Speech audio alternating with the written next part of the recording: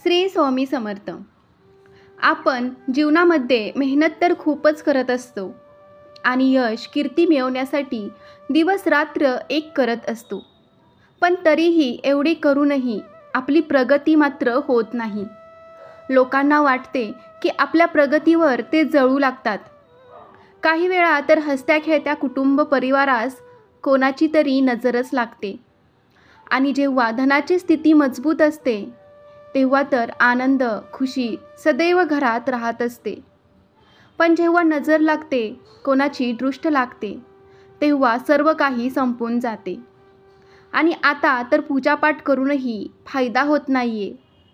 तर काय हे तुमच्या गुरुच्या कमकुवत असण्याच्या कारणाने आहे का? तर आज मी तुम्हाला याबद्दल माहिती अगदी सविस्तर रूपाने सांगणार आहे. तर लक्षपूर्वक ऐका आणि व्हिडिओला लाईक करा आणि कमेंटमध्ये श्री स्वामी समर्थ नक्की लिहा. मित्रांनो, हळद तर प्रत्येकाच्या घरामध्ये असतेच असते. हळदीविना कोणते जेवणही बनत नाही आणि कोणते मंगल कार्यही होऊ शकत नाही, कारण की हळदीला शगुनाचे प्रतीक मानले जाते आणि हा असा शगुन आहे की जो नजरदोष आणि वाईट शक्तीपासून तुमचे रक्षण करतो. तसेच हळद जशी तुमच्या जेवणाची चव वाढवते, तशीच ती तुमच्या तब्येतीसाठी खूपच लाभदायी आहे. तुमच्या त्वचेसाठी खूपच चांगली असते. ज्योतिषशास्त्रामध्ये तुमच्या बऱ्याच समस्यांना दूर करण्याचे काम ही हळद करते आणि ही पिवळी हळद जी आहे ती देवगुरूशी संबंधित आहे. आता गुरुग्रहासंबंधी कसलीही समस्या असो, जरी संतान प्राप्ती संबंधित असो, धनसंपत्ती संबंधी अडचणी असो, अभ्यासाविषयी अडचणी असो किंवा मग तुमच्या करिअर रोजगाराच्या संबंधित समस्या असो, स्त्रियांच्या लग्नविवाह संबंधित कोणत्याही अडचणी असो, तर ही हळद खूपच कामाची असते. ज्योतिषशास्त्राच्या अनुसार जर तुम्ही रोज अंघोळीच्या पाण्यामध्ये एक चिमूटभर हळद टाकून आंघोळ केली तर तुमचे लग्न लवकर होते, वाईट नजर लागण्याचे तुम्ही शिकार होत नाही आणि तुमच्या करिअरमध्ये तुम्ही यशस्वी होता. जर तुम्ही सकाळी आंघोळ केल्यानंतर श्रीहरी विष्णू देवताच्या चरणावर थोडीशी हळद लावून स्वतःच्या मस्तकावर, कंठावर किंवा मग तुमच्या हाताच्या मनगटावर यापैकी कुठल्याही एका ठिकाणी टिळा लावून घरातून बाहेर पडत असाल तर तुमची कार्य बनू लागतात, तुमच्या कार्याची सिद्धी होत जाते. आणि जर तुमच्या घरामध्ये जास्त वास्तुदोष असेल तर ही हळद तुमच्या घरातील या वास्तुदोषाला दूर करते. तसे मित्रांनो, जर समजा कोणी ज्योतिषाने तुम्हाला तुमच्या नवग्रहांच्या राशीवरून तुम्हाला पिवळ्या पुष्कराज खडाला अंगावर धारण करायला सांगितलं असेल, तर हा पिवळा पुष्कराज नावाचा नवग्रहपैकी हा एक खडा खूपच महाग आहे.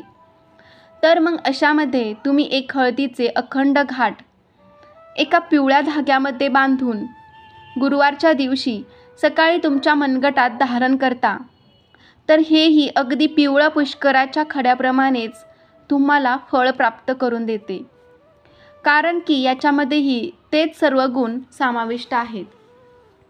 मित्रांनो, आज मी बरकतीसाठी देवी श्री लक्ष्मीची कृपा प्राप्त करण्यासाठी एक छोटासा उपाय सांगणार आहे.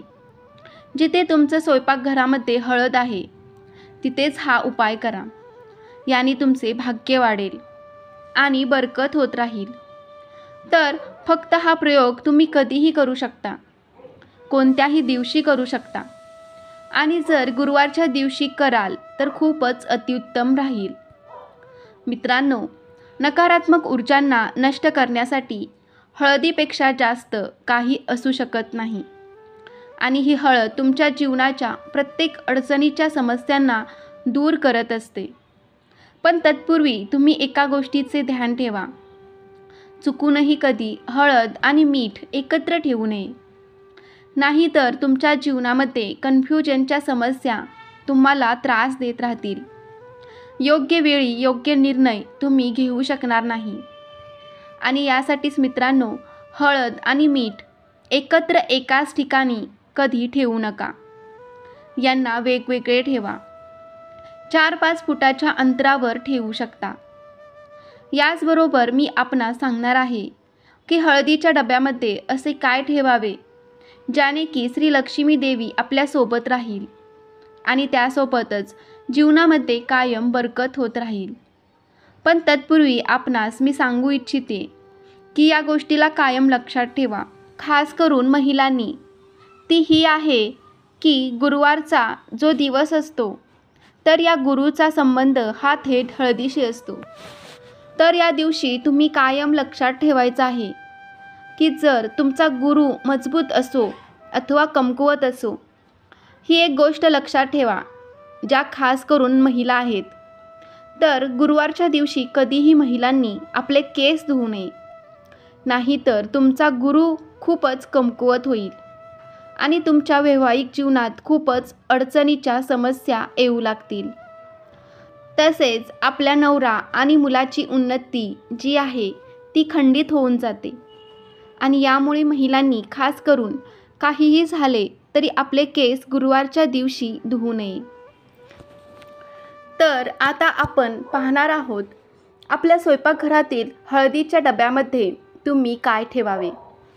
तर मित्रांनो, वास्तुशास्त्राच्या दृष्टीने ही हळद खूपच महत्त्वपूर्ण आहे. जर तुमच्या घराच्या नकारात्मक ऊर्जेपासून तुम्ही आपले संरक्षण करू इच्छिता, तर मग तुमच्या घराच्या बाहेरून चारही भिंतीवर म्हणजेच बाउंड्री वॉलवर जर हळदीने रेषा बनवली तर मग तुमच्या घरामध्ये नकारात्मक ऊर्जा प्रवेशच करू शकत नाही आणि घरातील प्रत्येक सदस्य स्वस्थ व तंदुरुस्त राहतो. आणि आता मित्रांनो, समजा तुम्ही फ्लॅटमध्ये राहता आणि तुम्ही बॉर्डरमध्ये हळदीने रेषा काढू शकत नाही, तर मग अशा वेळी तुम्ही काय कराल? तर मग तुम्ही तुमच्या घराच्या मुख्य दरवाजाच्या बाहेरील बाजूने या हळदीने एक सुंदर स्वस्तिक काढा. याने तुमच्या घरामध्ये नकारात्मक शक्तीच्या ऊर्जा प्रवेश करू शकत नाही. तसेच जर लग्न विवाह होण्यामध्ये खूपच अडचणीच्या समस्या येत असतील किंवा मग वैवाहिक जीवनामध्ये असे वाटत आहे की आता सर्व काही संपणार आहे, तर अशा वेळी नियमितपणे जर सूर्यदेवतेला एक तांब्या पाण्याने भरून त्यात एक चिमूटभर हळद टाकून अर्पण करा. आणि जर तुम्ही इच्छिता की देवी श्री लक्ष्मीची कृपा तुमच्यावर भरभरून राहो, तेव्हा रविवारचा दिवस सोडून बाकीच्या दिवशी तुम्ही ज्या सूर्यदेवताच्या निमित्ताने एक तांब्या पाणी अर्पण करणार आहात ते हळदीचं पाणी तुळशीलाच अर्पण करा. याने तुमची तुळस ही हिरवीगार भरून राहील आणि भगवंत सूर्यदेवतेच्या कृपेने तुमचा गुरुही मजबूत होईल. काही वेळा होते काय की देवी श्री लक्ष्मीला प्रसन्न करण्यासाठी तुम्ही खूपच प्रयत्न करता, पण असे वाटू लागते की देवी श्री लक्ष्मी आपल्यावर नाराज होऊन बसली आहे. तर मग तुम्ही काय कराल? मग अशा वेळी तुम्हाला एक उपाय करायचा आहे.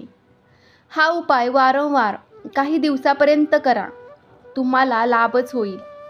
जर तुमच्या आजूबाजूस आंब्याचे झाड असेल तर त्याचे एक पान काढून घेऊन या आणि आता एका तांब्यात पाणी घ्या आणि त्यात चिमूटभर हळद टाका आणि या आंब्याच्या पाण्याने त्या तांब्यातील पाण्याला तुमच्या पूर्ण घरामध्ये कानाकोपऱ्यात थोडं थोडं शिंपडा. बाकीचं शिल्लक राहिलेलं पाणी कोणत्याही झाडाच्या अथवा तुळशीच्या मुळात ओतून द्या. जर तुम्हाला आंब्याचे पान मिळाले नाही तर कोणत्याही फुलाच्या साहाय्याने असे करा. हळदीचा सुवास एकतर नकारात्मक ऊर्जेच्या शक्तींना पळवून लावतो आणि दुसरे घरामध्ये सुखसमृद्धी येते आणि घरामध्ये बरकत होते. तर हा छोटासा उपाय आहे, पण याचे फायदे तुम्हाला खूपच लवकर व जलद गतीने प्राप्त होतात. तर हळदीमध्ये असे मानले जाते की दैवीय गुण असतात, म्हणजेच ही एक भगवंतांचा आशीर्वाद प्राप्त असलेली ही हळद आहे. त्यामुळेच तुम्ही पाहिलं असेल की वरवधूला त्यांच्या विवाहाच्या वेळी हळद अर्पण केली जाते, जेणेकरून की अनेक प्रकारच्या समस्यांच्या बाधांपासून त्यांचे संरक्षण केले जावे. तर ही हळद तुमच्या जीवनामध्ये तुम्हाला यश, कीर्ती, सफलता देणारी सर्वात मुख्य वस्तू आहे. तुमच्या घरातील स्वयंपाकाच्या ठिकाणी असलेल्या हळदीच्या डब्यामध्ये काय ठेवावे, त्यामुळे घरात सुखसमृद्धी येईल. तर तुमच्या घराच्या किचनमध्ये जो हळदीचा डबा आहे त्यामध्ये 5 ते 6 अख्ख्या मिरच्या ठेवाव्यात. लक्षात ठेवा, 5 ते 6 अख्ख्या मिरच्या असे केल्याने तुमच्या घरामध्ये जर कोणी काही केलेले असेल, जादूटोणा, टोटका, क्रिया करणे किंवा मग कोणत्याही प्रकारची गोष्ट, तर ती एकतर तुमच्यावर येणार नाही, तुमच्यावर त्याचा कोणताच प्रभाव होणार नाही आणि जर कोणी काही केलं असेल तर परत माघारी त्याच्याजवळ निघून जाईल. तुम्ही त्या हळदीला वापरून अगदी आरामात निश्चिंत होऊन जेवण बनवा, याने काहीच फरक पडत नाही. ही मिरची नंतर तुम्ही तुमच्या जेवणात वापरू शकता, याने कोणतीच अडचण नाही आहे. पण त्या डब्यामध्ये मिरच्या ह्या टाकूनच ठेवाव्यात. तुम्ही आणि तुमचे घरातील इतर सदस्य कायम नेहमी सुरक्षित बनून राहाल. श्रीहरी विष्णू आणि देवी श्री लक्ष्मीची प्रतिमा तुमच्या घरामध्ये जर असेल किंवा मग राधाकृष्णाचा जर फोटो असेल तर एक छोटासा उपाय तुम्हाला करायचा आहे. तुमच्या मनातील इच्छा पूर्ण होण्यासाठी एक छोटासा पिवळ्या रंगाचा कागदाचा तुकडा घ्या. त्यामध्ये एक चिमूटभर हळद टाका आणि पुडी बनवा आणि त्या श्रीहरी विष्णू किंवा देवी श्री लक्ष्मीच्या फोटोसमोर उभे राहून आपली मनातील इच्छा बोलून प्रार्थना करा आणि नमस्कार करून त्या फोटोच्या मागे लपवून ठेवा. जेव्हा तुमची मनोकामना पूर्ण होईल तेव्हा त्यापुढील हळदीला तुळशीच्या मातीमध्ये टाका आणि कागदाला पाण्यात किंवा निर्माल्य कलशामध्ये सोडून द्या. असे केल्याने तुमची मनातील इच्छा पूर्ण होते. मग ती मनातील इच्छा तुमच्या नोकरीची असो, तुमच्या लग्नविवाहाची असो, मुलांच्या प्राप्तीची असो, घर दुकानाची असो किंवा कोणतीही मनातील इच्छा असो, निश्चितच अतिशय जलद गतीने पूर्ण होते. हळदीच्या उपायाने घरामध्ये भरभरून संपन्नता येते आणि जर हळदीच्या माळेने तुम्ही मंत्र जप करता तर तुमचा गुरु खूपच शीघ्रतेने मजबूत बनतो आणि जलद गतीने त्याचे शुभ फळ तुम्हाला मिळू लागतात. तर मित्रांनो, तुम्हाला ही माहिती कशी वाटली कमेंटमध्ये नक्की सांगा. आवडली असेल तर तुमच्या मित्रमैत्रिणींना तसेच तुमच्या नातेवाईकांना जास्तीत जास्त शेअर करा, ज्यामुळे त्यांना या माहितीचा नक्की फायदा होईल. श्री स्वामी समर्थ. जय जय स्वामी समर्थ. श्री गुरुदेव दत्त.